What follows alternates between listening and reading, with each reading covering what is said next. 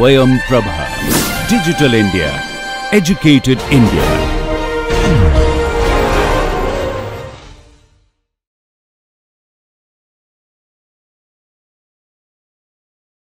So let us see what do we get here in terms of maximum response. Okay, if you look at here, when TD by TN is very small, okay, if TD by TN is very small, then what happens at the end of the phase TD, you see some value of UST, some value of the displacement, okay, and as I increase the value of TD by TN, okay, I would see that, like for this example, this here, I would see that, okay, I would get more and more vibration as we increase the value of TD by TN. Okay, and then there are two special cases. Again, when TD by TN is integer, like in this case, I don't get any vibration.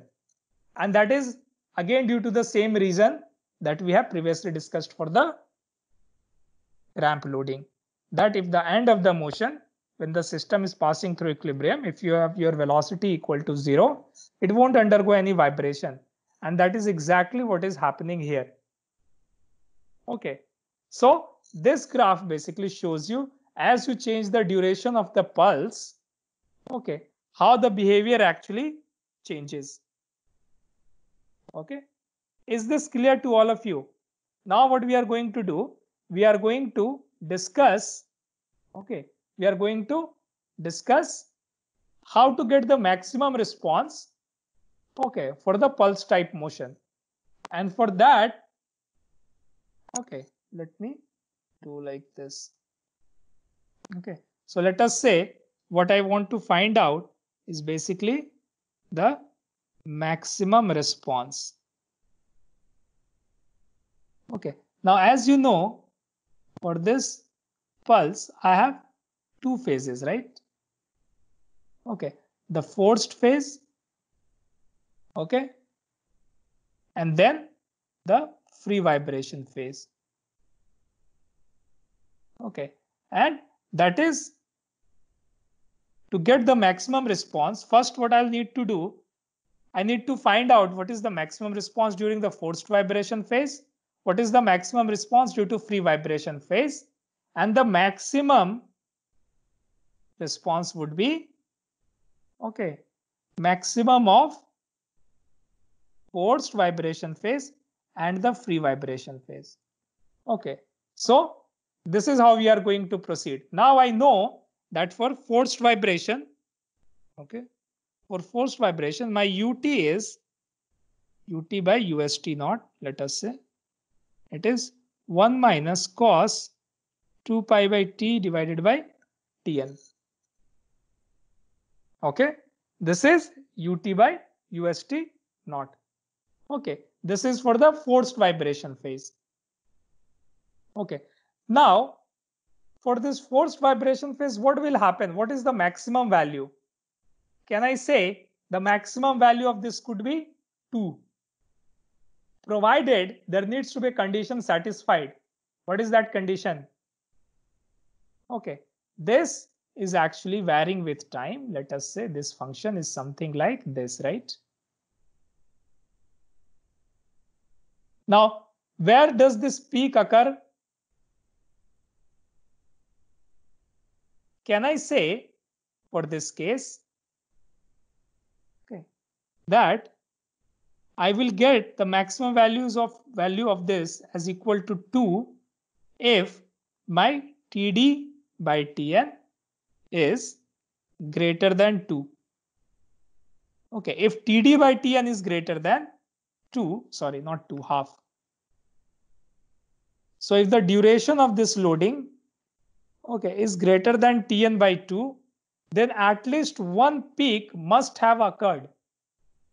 Okay, at least one peak must have occurred in the system. Is this clear to all of you what I'm trying to do here?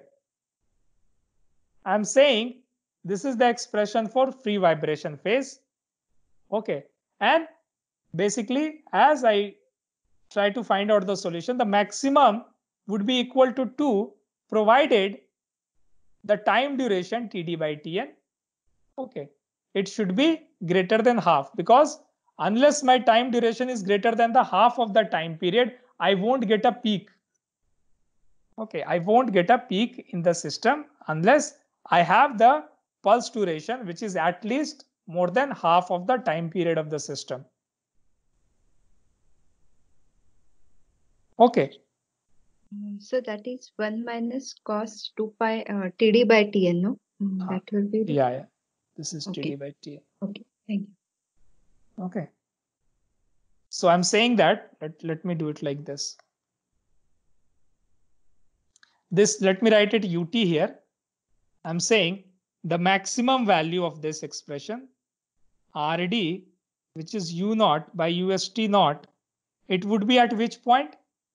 Okay, for the forced vibration phase, the maximum response can be 2 by Td. Okay, but this is the case when Td by Tn is less than half. Okay, if Td by Tn is greater than half, okay, then at least one peak would have occurred in the system.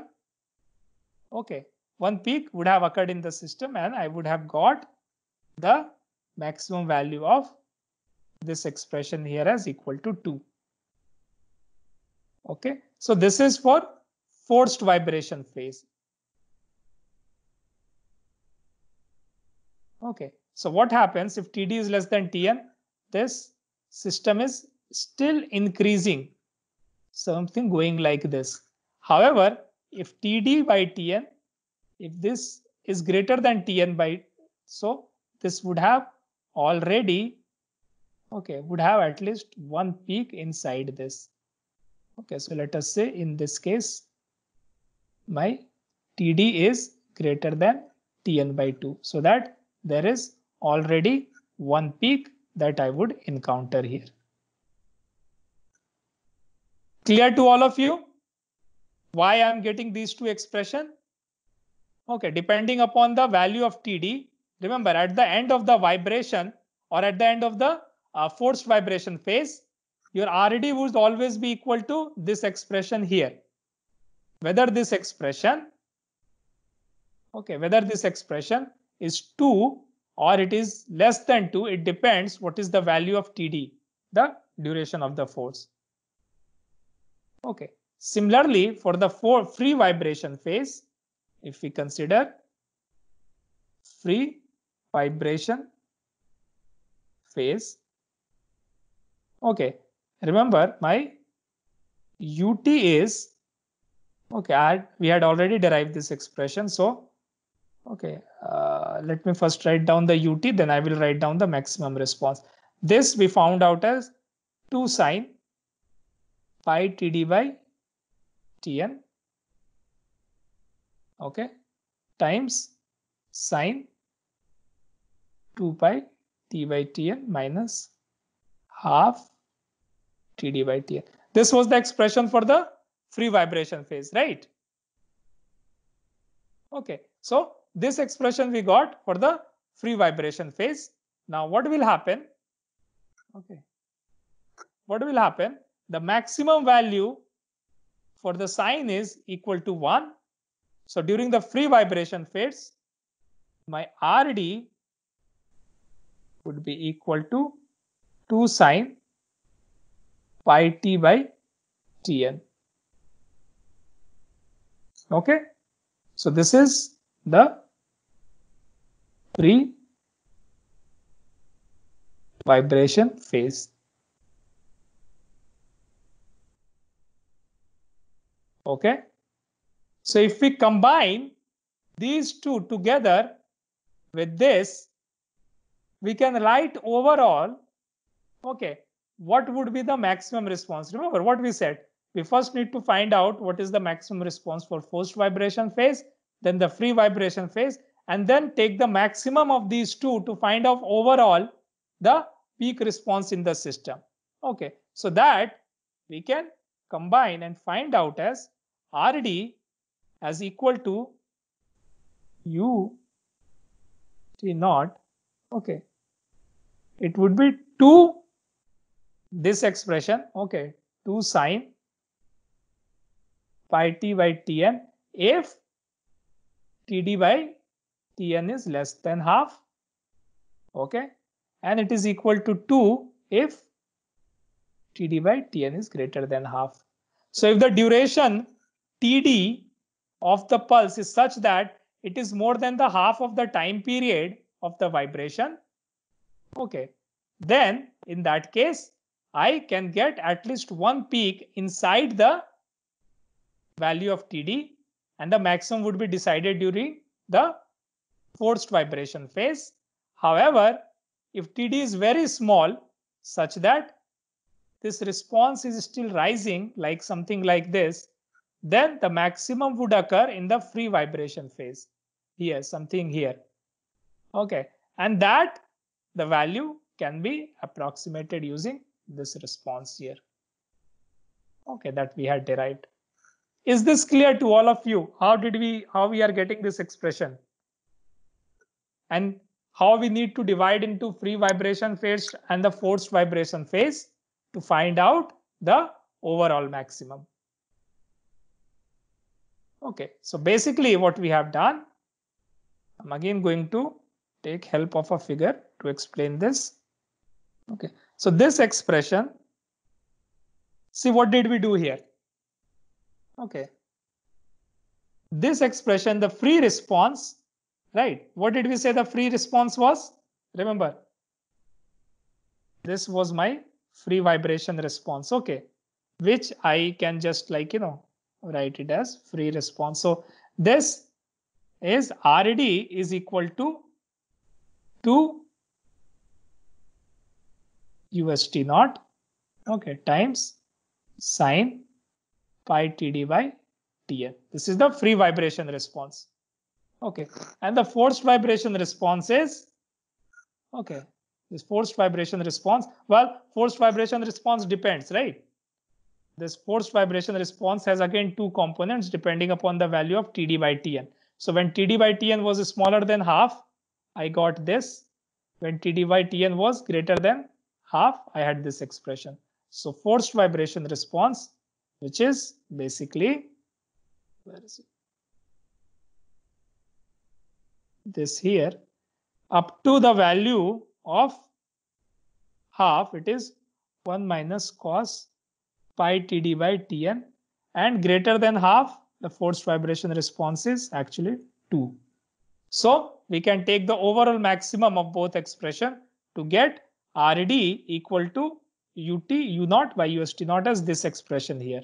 Okay, which is the maximum of forced and free vibration. So this is the overall maximum. And what does the overall maximum tells us?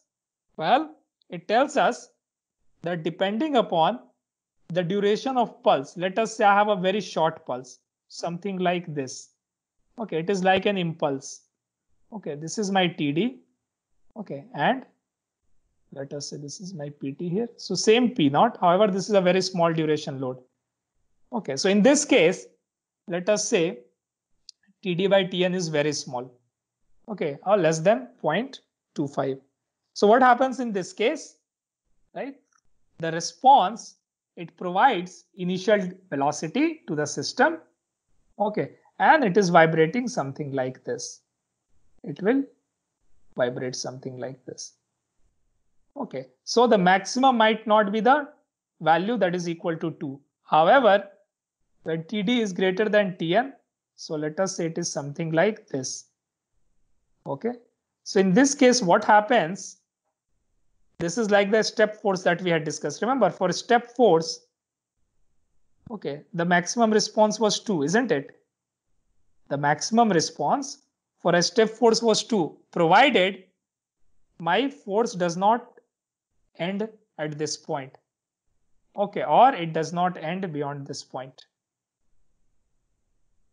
Okay, then in that case, I can say that there would at least be one peak, and that peak would be the peak of a step force, which is equal to 2. So this value which is equal to TD by Tn is equal to half is a very important parameter, this TD by Tn equal to half, because that decides, okay, whether is it a short pulse and the response would still be rising, so the maximum occurs in the free vibration period, or whether it is large enough so that it has completed more than half cycle, okay, to get this response.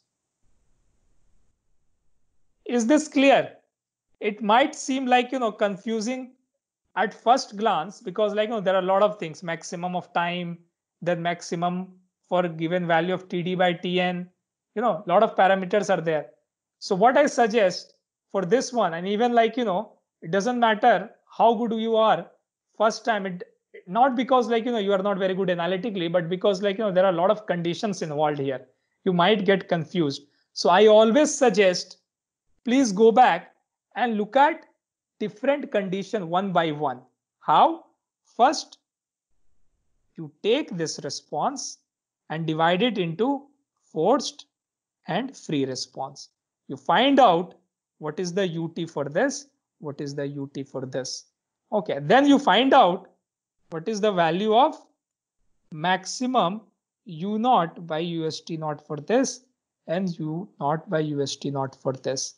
Okay, for this we will see it matters whether your TD by Tn is less than half or whether it is greater than half, because we get two expressions here.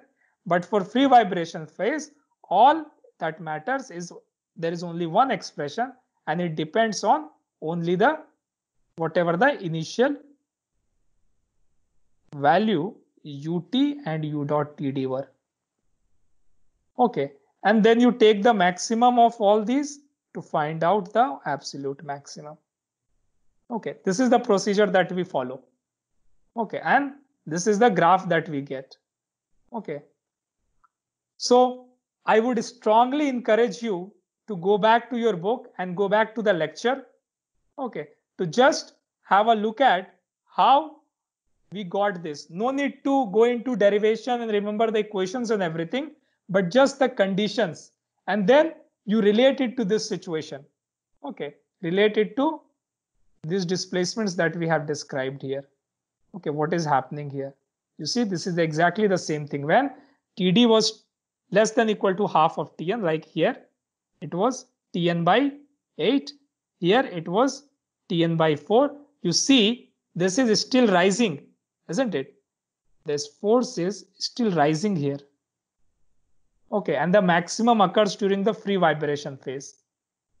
Okay, but if TD by Tn, okay, is greater than equal to 1/2, what you see, the maximum starts to occur during the forced vibration phase. Okay, is this clear to all of you? Tell me. Do you want me to explain anything again or repeat any point that we have discussed? Sir, this TD by Tn it should be for maximum value, it should be greater than half. That is only from those graphs. Or no, that is a little misunderstanding. You are saying that for maximum RD, my TD by Tn should be greater than half. Remember, TD by Tn would be given to you. So all it is saying that a pulse has been given to you of duration TD, okay? And your structure you know as Tn. So whether your maximum response would be 2 or whether it is smaller than 2, that depends on the value of TD by Tn. Okay, so TD, and you cannot say like, for maximum value of RD, TD by Tn should be like, greater than half or something like that. You are not changing TD by Tn per se. For a problem, this would be given to you. So that is a fixed quantity for a given load. Okay, what you change? You change the time, right? You change the time and you find out the peak response. So don't think it like that. You might like, start to misinterpret the problem. I'm not saying it is wrong, but you might to view it from a different perspective. That is not required. Okay, you have been given a pulse loading like this. Okay, and you need to find out the response to this pulse loading. Okay, now the maximum response, okay, whether it happens during the forced vibration phase or the free vibration phase, that is going to determine the overall peak response. Okay, and that depends on the value of TD by Tn. Okay, so I will strongly encourage you to go back to the book. Okay, and I will post the lecture as well. Go back to it again and just consider different scenarios during the forced vibration and free vibration, because this is the easiest situation of the pulse loading. Okay, all I want to do, not to go into derivation, but to consider the different situation, forced vibration, free vibration, and then find out the which response the peak response is going to govern. If you understand that, then you would also understand the next thing that we'll do, that is the triangular pulse loading. Okay, and then you can extend that concept to any other pulse loading also, that even if we don't discuss that. Okay, we are going to come back to this again and discuss the same thing for a triangular pulse.